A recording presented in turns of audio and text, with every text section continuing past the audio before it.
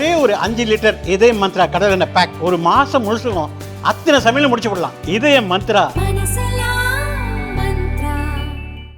வரக்கூடிய ஜூலை மாதம் 6ஆம் தேதி மனிதநேய மக்கள் கட்சியின் சார்பில் 2 மிக முக்கிய கோரிக்கைகளை வலியுறுத்தி மதுரையில் மாநிலம் தழுவிய ஒரு மாபெரும் பேரணி மாநாடு நடைபெறவிருக்கின்றது. 2 கோரிக்கைகளில் மிக முக்கியமான கோரிக்கை, இந்த நாட்டில் வக்ஃப் சொத்துக்கள் கேட்கின்ற முஸ்லீம்களுடைய வழிபாட்டு தலங்கள், கல்வி நிறுவனங்கள் உள்ளிட்ட நல்ல சேவை பணிகளுக்காக, வழிபாட்டு பணிகளுக்காக முன்னோர்கள் ஒதுக்கி தந்த இடங்களை எந்த விதமான கேள்வி கணக்கு இல்லாமல் அபகரித்து அந்த அடையாளங்களை அழித்தொழிப்பதற்காக ஒன்றியத்தில் இருக்கக்கூடிய ஆர்எஸ்எஸ் தலைமையிலான இந்த பாஜக அரசு கொண்டு வந்திருக்கக்கூடிய வக்ஃப் திருத்த சட்டத்தை ரத்து செய்ய வேண்டும் என்கின்ற கோரிக்கையை வலியுறுத்தியும், அதே போன்று ஊராட்சி முதல் நாடாளுமன்றம் வரை சிறுபான்மை சமுதாயத்தினுடைய அரசியல் பிரதிநிதித்துவத்தை உறுதிப்படுத்த வேண்டும் என்கின்ற கோரிக்கையை வலியுறுத்தியும் தெளிவாக சுட்டிக்காட்டினார். சட்டமன்றம், நாடாளுமன்றங்களுக்குள் முஸ்லீம்களுடைய பிரதிநிதித்துவம் செல்லாமல் தடுப்பதற்காக அவர்கள் பெரும்பான்மையாக வாழ்ந்த சட்டமன்ற, நாடாளுமன்ற தொகுதிகள் சிதைக்கப்பட்டிருக்கிறது. அப்படியும் சிதைக்க முடியாத அளவுக்கு திரட்சியாக ஒரு மாவட்டத்தில் வாழ்கிறார் என்று சொன்னால் அந்த தொகுதியை பட்டியலின மக்களுக்கான தனி தொகுதியாக மாற்றியிருக்கிறார்கள். இதன் மூலம் இந்த சமூகத்தினுடைய பிரதிநிதித்துவம் சட்டமன்றம், நாடாளுமன்றத்தில் இன்றைக்கு சீர்குலைக்கப்பட்டிருக்கிறது. இது மறுசீரமைப்பு செய்து மீண்டும் இவர்களுக்கான பிரதிநிதித்துவத்தை வழங்க வேண்டும் என்று 2006இல் ஒன்றிய அரசால் நியமிக்கப்பட்ட நீதிபதி ராஜேந்திர சச்சார் கொடுத்த பரிந்துரையாக இதுவரைக்கும் அது குறித்து எந்த விதமான விவாதம் கூட நடத்தப்படவில்லை. எந்த கட்சிகளும் இது குறித்து பெரிய அளவில் எதையும் வெளிப்படுத்தவே இல்லை. இன்றைக்கு அது உள்ளாட்சி மன்றங்களுக்குள்ளாரவும் இன்றைக்கு அது பாதிப்புகளை உண்டாக்கி கொண்டிருக்கிறது. தமிழ்நாட்டிலேயே இன்றைக்கு 234 தொகுதிகளில் 40 லட்சம் முஸ்லீம் வாக்காளர்கள் மட்டும் இருக்கக்கூடிய இந்த மாநிலத்தில் 1 லட்சம் வாக்காளர்கள் உள்ள ஒரே ஒரு சட்டமன்ற தொகுதி கூட இல்லை என்பது யதார்த்தமாக நடந்த ஒன்று அல்ல. திட்டமிட்டு சரி செய்து வாக்குகளை சிதைத்திருக்கிறார்கள் என்பதை நாங்கள் பார்க்க முடிகிறது. மானியம்பாடி தொகுதியில் 1 லட்சம் வாக்குகள் இருந்து கொண்டிருந்தது கடந்த காலங்களில். அப்துல் லத்தீப் என்கின்ற முஸ்லீம் லீக் மற்றும் தேசிய கட்சியுடைய தலைவராக இருந்த அவர் 4 முறை அந்த தொகுதியிலிருந்து வெற்றி பெற்றார். அவருடைய மறைவுக்கு பிறகு மறுசீரமைப்பு என்ற பெயரால் அது ஆம்பூர் வாணியம்பாடி என்று சிதைக்கப்பட்டுவிட்டது. இன்றைக்கு அங்கிருந்து ஒரு சிறுபான்மையினுடைய பிரதிநிதித்துவம் சட்டமன்றத்துக்குள்ளார் நுழைய முடியாத ஒரு நிலைமை உருவாக்கப்பட்டுள்ளது. தமிழ்நாடு முழுக்க இதுதான். இன்றைக்கு சமூக நல்லிணக்கம் பேணக்கூடிய ஒரு மண்ணாக இருக்கிற காரணத்தால் தான் என்னை போன்றவர்கள், எங்களுடைய தலைவர் பேராசிரியர் போன்றவர்கள் மணப்பாறை, பாபநாசம் போன்ற பகுதிகளில் வெற்றி பெற்று வந்திருக்கிறோம். இந்த வெறுப்பு அரசியல் தமிழ்நாட்டையும் பாதிக்குமையானால் இந்த பிரதிநிதித்துவமும் இல்லாமல் அடிபட்டு போகக்கூடிய ஒரு மிகப்பெரிய ஆபத்து இருக்கிறது என்பதை நாங்கள் சுட்டிக்காட்ட விரும்புகிறோம். அதே போன்று உள்ளாட்சிகளில் இந்த பிரதிநிதித்துவத்தை ஒழிப்பதற்காக பல முஸ்லீம்கள் பெரும்பான்மையாக இருக்கக்கூடிய உள்ளாட்சிகளில், ஊராட்சி எல்லா சமூகத்துக்குமானது. இந்த சமூகம் மக்கள் தொகை அடிப்படையில் அவருடைய உள்ளாட்சி தொடங்கி நாடாளுமன்றம் வரைக்கும் எல்லா சமூகத்தின் பிரதிநிதித்துவமும் அங்கே கொடுக்கப்பட வேண்டும். மிக குறிப்பாக சிறுபான்மை சமுதாயத்தினுடைய குரல்கள் சட்டம் இயற்றக்கூடிய அவைகளில் பிரதிபலிக்க வேண்டும் என்பதுதான் இருக்கும். அது மட்டும் இல்லாமல் மிக முக்கியமாக இந்த முஸ்லீம் சிறுபான்மை சமூகத்தை குறிவைத்து இந்தியா முழுக்க ஆர்எஸ்எஸ் போன்ற சங்பரிவார அமைப்புகள் வெறுப்பு அரசியலை கட்டவிழ்த்துவிட்டு அவருடைய வீடுகளை இடித்து அவர்களை கொன்று நாட்டின் பெயரால் படுகொலை செய்து இப்படியாக அவர்களுக்கு எதிராக தொடர் வெறுப்பு பிரச்சாரத்தில் ஈடுபடும் போது அவருடைய வழிகளை, ரணங்களை, வேதனைகளை சட்டம் இயற்றக்கூடிய அவைகளில் எடுத்து சென்று பேசுவதற்கு உள்ள பிரதிநிதித்துவம் இந்த நாட்டில் உருவாக்கப்பட வேண்டும் என்கின்ற மிக முக்கியமான கோரிக்கையை வலியுறுத்திதான் இந்த பேரணியும் மாநாட்டையும் ஜூலை 6 மதுரையில் நடத்த இருக்கின்றோம். இதில் 5 லட்சத்துக்கும் அதிகமான மக்கள் தமிழ்நாடு முழுக்க இருந்து அந்த பேரணி மாநாட்டில் பங்கு பெற இருக்கிறார்கள் என்பதை தெரிவிக்கிறோம். மனிதநேய மக்கள் கட்சியுடைய மாநாட்டுக்கு எந்த பிரச்சனையும் தொடர்பு இல்லை. திருப்பரங்குன்ற பிரச்சனை என்பது அது வேறு உரிமை சார்ந்த பிரச்சனை. அது அங்கே தேவையில்லாத பிரச்சனைகளை சங்பரிவார அமைப்பை சேர்ந்தவர்கள் தான் உருவாக்கி வந்தாங்க. அங்கே வாழக்கூடிய முஸ்லீம்களும் இந்துக்களும் அண்ணன் தம்பிகளாக, மாமன் மச்சான்களாக உறவு கொண்டாடி அவர்களுக்கு எந்த பிரச்சனையுமே கிடையாது.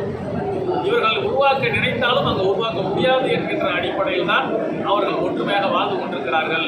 அவர்கள் நடத்திய மாநாடு என்பது ஆன்மீக மாநாடு அல்ல, அது ஒரு அரசியல் மாநாடு என்பது இன்றைக்கு தெளிவாக வெளிப்பட்டிருக்கிறது. அது குறித்த பெரிய விவாதங்கள் இன்றைக்கு பெரியார் குறித்தும் அண்ணா குறித்தும் அவர்கள் விமர்சனம் செய்தது, அண்ணா திராவிட முன்னேற்ற கழகத்தினுடைய தலைவர்கள் கலந்து கொண்டதெல்லாம் இன்றைக்கு மிகப்பெரிய விமர்சனமாக இருப்பதை வைத்து இது அரசியல் மாநாடு என்பதை நம்மால் புரிந்து கொள்ள முடியும். ஆனால் நாங்கள் நடத்தக்கூடிய இந்த மாநாடு என்பது அதற்கு முன்னால் திட்டமிட்டது. அதே நேரத்தில் எங்களுடைய கோரிக்கை என்பது இரண்டு தான். ஒன்று, வக்ஃப் வாரிய திருத்தச் சட்டத்தை ரத்து செய்ய வேண்டும் என்பது ஒரு கோரிக்கை. இன்னொன்று, ஊராட்சி முதல் நாடாளுமன்றம் வரை இந்தியாவில் வாழக்கூடிய சிறுபான்மை மக்களுக்கான மக்கள் தொகைக்கு ஏற்ப பிரதிநிதித்துவத்தை உறுதி செய்ய வேண்டும் என்பதுதான். இந்த இரண்டு கோரிக்கை அடிப்படையில் தான் நம்ம பேரணி மாநாடு நடைபெறுகிறது என்பதை சார், வக்ஃப் வாரிய சட்டம் கொண்டு வரதே ஏழை எளிய மக்களுக்கு வீடு இல்லாதவங்களுக்கு வீடு தருவதற்கும், வக்ஃப் வாரியமாக வரக்கூடிய வருமானங்களை அரசு மூலயமா இந்திய மக்களுக்கு நிறையா திட்டங்களை நாங்கள் செயல்படுத்துறதுக்கும் அவங்களுடைய பொருளாதாரத்தை வாழ்வாதாரத்தை மேம்படுத்துறதுக்காக தான் சட்டம் கொண்டு வரணும்னு சொல்லி மத்திய அரசு அதை பற்றி உங்களுடைய அதாவது மோடியும் அமித்ஷாவும் ஆர்எஸ்எஸும் முஸ்லீம்களுக்கு நாங்கள் நன்மை செய்வதற்காக ஏழை எளிய விதவைகள் உள்ளிட்ட இந்த முஸ்லீம் மக்களுக்காக நன்மை செய்வதற்காக இந்த சட்டத்தை கொண்டு வந்தோம்னு சொன்னால் அதே ஆர்எஸ்எஸ் பிஜேபியில் இருக்கக்கூடிய யாருமே நம்ப மாட்டாங்க. வெளியில் இருக்கிறவங்க நம்பத்தை விட அவங்களே நம்ப மாட்டாங்க. இது எதுக்காக வேண்டி கொண்டு வரப்படுகிறது என்பது எல்லாருக்கும் தெரிந்த ஒன்று. யாரால் இந்த சமூகம் சிதைக்கப்படுகிறது, உரிமைகள் மறுக்கப்படுகிறது, வெறுப்பு அரசியலால் இன்றைக்கு எவ்வளவு பெரிய வேதனைக்கு ஆளாக்கப்பட்டு கொண்டிருக்கிறார்கள் என்பதையெல்லாம் இன்றைக்கு நாடறிந்த ஒரு பிரச்சனையாக இருக்கும்போது இவர்கள் போய் நன்மை செய்வார்கள் என்று சொல்வதை நிச்சயமாக யாரும் ஏற்றுக்கொள்ள மாட்டார்கள். இது நன்மை செய்வதற்கான ஒன்று அல்ல. யோகி ஆதித்யநாத் சொல்கிறார், நாங்கள் 98 பள்ளிவாசல்களை கணக்கெடுத்து வைத்திருக்கிறோம், இதெல்லாம் ஆக்கிரமிக்கப்பட்ட இடத்தில் கட்டப்பட்டிருக்கிறது என்கிற புள்ளி விவரம் எங்களுக்கு இருக்கிறது என்று சொல்கிறார். அப்போ என்ன சொல்ல வர்றார் அவர்? சட்டம் நடைமுறைக்கு வருமையானால் அந்த 98 பள்ளிவாசலையும் இடித்து தகர்ப்போம் என்பதற்கான ஒரு வாய்மொழி உத்தரவு தானே அது. சொன்னால் இது எங்கே போய் முடிய போகிறது? அதனால் இவர்கள் நன்மை செய்வதற்காக இந்த வக்ஃப் வாரிய திருத்த சட்டத்தை கொண்டு வரவில்லை. வக்ஃப் வாரிய சொத்துக்கள் என்பதே ஒன்று இருக்கக்கூடாது, வக்ஃப் வாரியத்துக்கு எந்த ஒரு சின்ன அதிகாரமும் இருக்கக்கூடாது என்பதற்காக கொண்டு வரப்பட்டிருக்கக்கூடிய ஒரு சட்டமாகத்தான் நாம் இதை பார்க்கிறோம். இந்த சட்டம் முழுவதுமாக அப்புறப்படுத்தப்படும் வரையும் இந்தியா முழுக்க இந்த போராட்டங்கள் நடக்கும். என்ன சொல்றாங்கன்னா, வக்ஃப் வாரிய சட்டத்துக்கு இந்த சட்டத்துக்கு கொண்டு வரதுக்கு முன்னுக்கு இந்த கண்ட்ரோலில் இருக்கக்கூடிய ஒவ்வொரு ஜமாத்தும் வக்ஃப் வாரியத்தில் ஒன்றுமே பிரச்சனை இல்லை, ரொம்ப அருமையாக நடைபெற்று கொண்டிருக்கிறது. நான் ஒரு வக்ஃப் வாரிய உறுப்பினர், தமிழ்நாடு வக்ஃப் வாரியத்தினுடைய ஒரு உறுப்பினர்கள் ஒருவராக செயல்படுகிறேன். வக்ஃப் வாரியத்தில் எதுவுமே பிரச்சனை இல்லை, ரொம்ப ஸ்மூத்தாக ரொம்ப சிறப்பாக செயல்படுகிறது என்றெல்லாம் சொல்ல வரலாம். பல்வேறு துறைகளில் என்ன மாதிரியான பிரச்சனைகள் இருக்கிறதோ அதே போன்ற பிரச்சனைகள் வக்ஃப் வாரியத்தில் இருக்கிறது. ஒரு விரலில் ஒரு காயம் இருக்கிறது என்பதற்காக வேண்டி கையை வெட்டி எடுக்க முடியுமா? விரலில் காயம் இருக்கும், அதுக்கு சிகிச்சை எடுக்க வேண்டும், அந்த காயத்தை ஆற்றுவதற்கான பணிகளை செய்ய வேண்டும் என்றதில் மாற்று கருத்து இல்லை.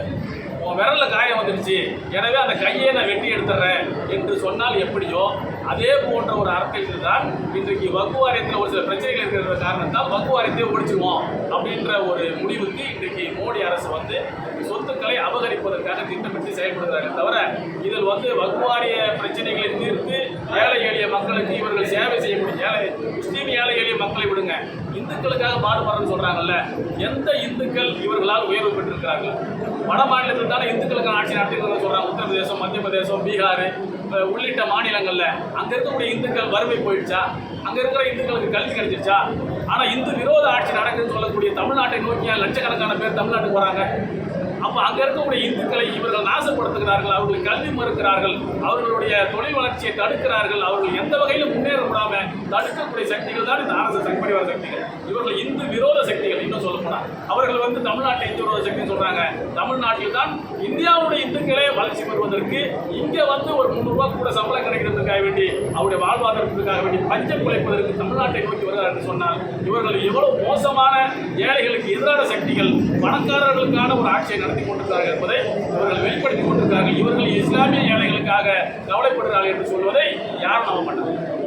சார், இப்போ அதாவது முத்தலாக் சட்டமாகட்டும், சிஏஏ, என்ஆர்சி, என்பிஆர் குடியுரிமை திருத்த சட்டமாகட்டும், இப்போ கொண்டு வரக்கூடிய வக்ஃப் வாரிய திருத்த சட்டமாகட்டும், இவை அனைத்துமே முஸ்லீம்களை கருவறுப்பதற்கான சட்டம், முஸ்லீம்களை வாழ்விப்பதற்காக வரக்கூடிய சட்டம் அல்ல என்பதால் தான் முஸ்லீம்கள் இன்றைக்கு களத்துக்கு வந்து போராடுறாங்க. ஒரு பிரச்சனையில் ஒரு திருத்தம் கொண்டு வரணும், இது சரியா இல்லை, எனவே ஒரு மாற்றங்களை கொண்டு வரணும்னு சொன்னால் அது சம்பந்தப்பட்ட குழுக்களை அழைத்து பேசணும்.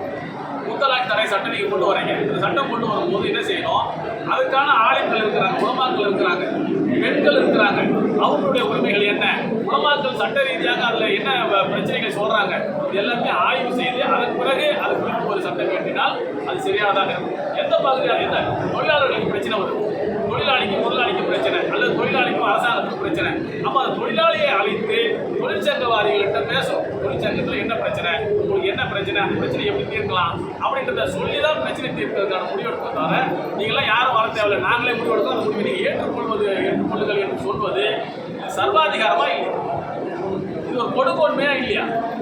அப்போ இந்த நிலைக்கு இந்த அரசு போகும்போது இது எப்படி அந்த சம்பந்தப்பட்ட மக்களுக்கு நன்மை பயக்கக்கூடியதாக இருக்கும்?